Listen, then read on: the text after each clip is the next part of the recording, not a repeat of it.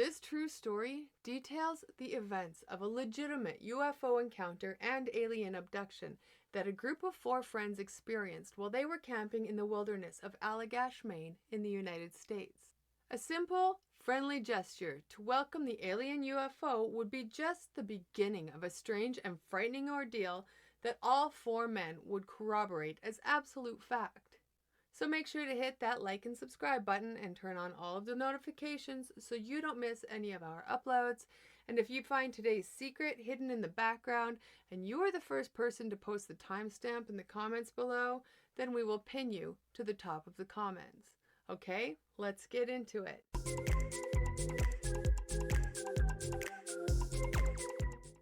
During the last few weeks of summer, on August 20th of 1976, 2 brothers, Jack and Jim Weiner, decided to take a trip out to the Allagash Wilderness Reserve, which is located in the state of Maine, bringing with them 2 of their old school buddies, Chuck Rack and Charlie Fultz.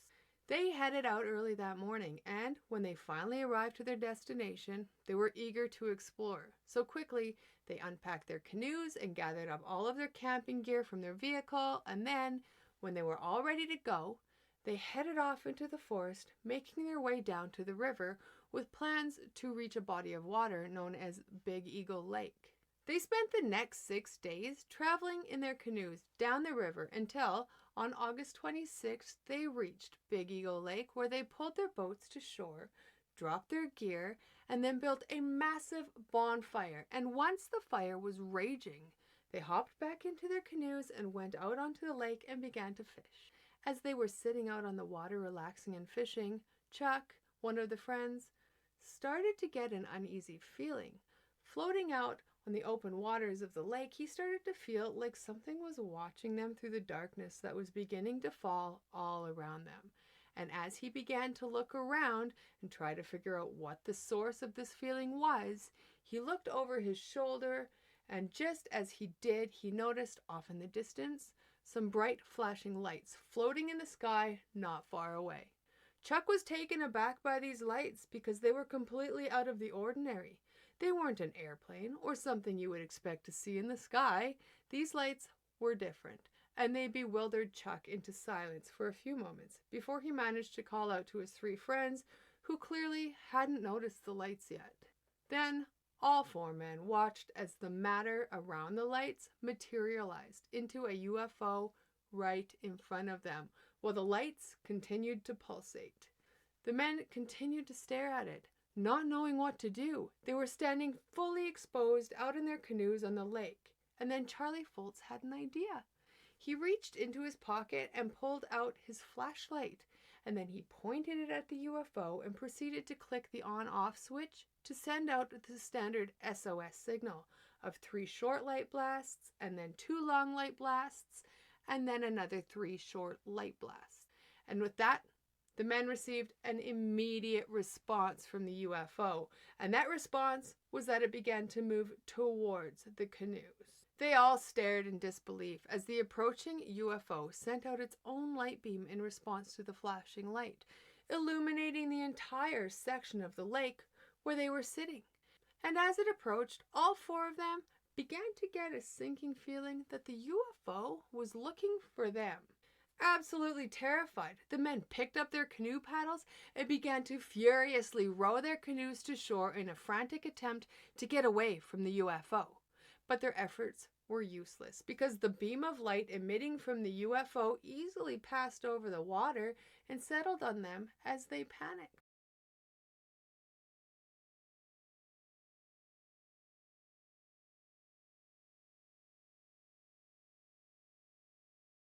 In their next moment of consciousness, the struggle was over, and they were all back on shore, staring up at the UFO as it rapidly moved away from them and flew across the sky to the horizon, and then completely out of sight.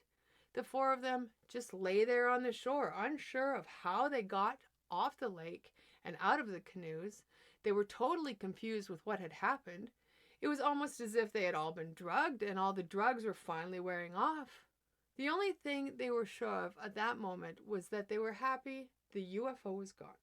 Other than that, They had no idea what was going on, and so looking around, they seen that the fire that they had made, which had been a roaring bonfire immediately before they departed, was now completely burnt out, with only a few smoking embers remaining. It was pretty clear to them that based on the state of the fire, a big chunk of time had gone by between when they first left camp and when they returned to camp. What they weren't sure of was just how much time had passed and what had happened in that time. This UFO encounter would go on to bother the men for years, and they would suffer from a steady stream of repeated nightmares that seemed to originate from the night that they had witnessed the flying saucer. Jack Weiner, in particular, was suffering from horrible night terrors that involved being abducted by aliens with oversized heads that contained a massive set of black eyes, and he would get fleeting images of being examined.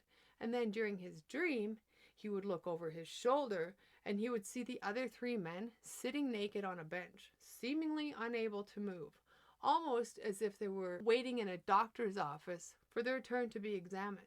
Over time, Jim Weiner, Jack's brother, needed medical treatment because of a sudden onset of neurological problems. And during his visits with the doctor to discuss these problems, he described to the doctor some of the strange experiences that he and his brother were having, specifically with regards to the alien abduction. This doctor was a more forward-thinking doctor, and so he was more open-minded about the idea that Jim may have experienced an alien abduction, and he recommended that Jim contact some UFO investigators to try to get more insight and help with what he had experienced.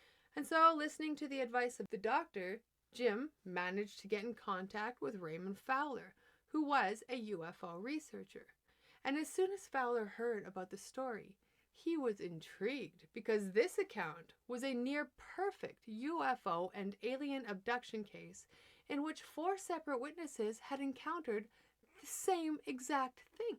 Investigating a case of mass alien abduction was just too good to pass up, so in January of 1989, he began an in-depth study of the Allagash case that would stretch over the course of the next few years. The research began by subjecting the men to a battery of psychological tests to make sure that none of them showed any signs of mental illness. Once it was determined that all of the men were of sound mind, they were then subjected to a series of lie detector tests. And every single one of them passed these tests without issue. With these tests out of the way, the men were then moved into the next stage, in which they were to undergo hypnosis to unlock the memories that were submerged deep within their subconscious. And once the sessions of hypnosis began, it became clear that each of the men had been brought on board the strange hovering UFO that had followed them on the lake that night. Based on what was uncovered during the hypnosis, they had all somehow been teleported onto the UFO in a flash of blinding light. And as soon as they arrived on the craft, they were all stripped of their clothes and medically examined in a way that reflected what Jack had been seeing in his nightmares. They were all relatively subdued, almost as if they were under the influence of a drug, making it very difficult for them to move, and the drug seemed to make them completely compliant to the whims of the aliens. Just like in Jack's dream, all of them were made to sit on a cold metallic bench as they waited their turn to be examined by the aliens, and once they were on the examination table, each of them had skin, blood, and other biological materials extracted from their bodies.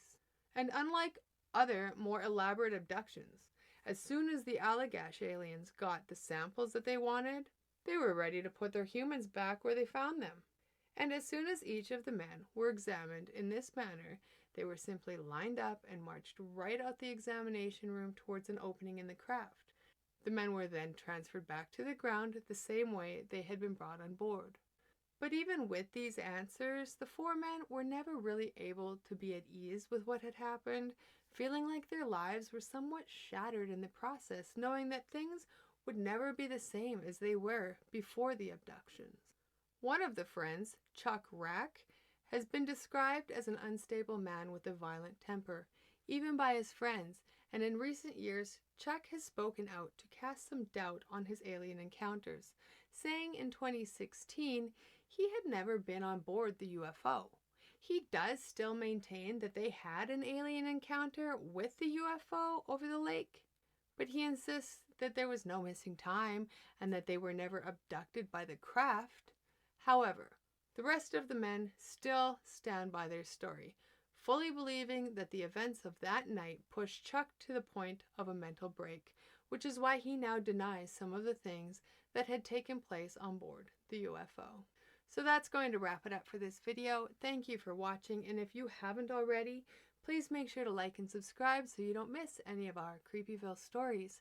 If you have any story suggestions, please leave it in the comments below, and if you found today's secret in the background, write down the timestamp in the comments, and if you were the first one to do so, I will pin you to the top, and I will see you later.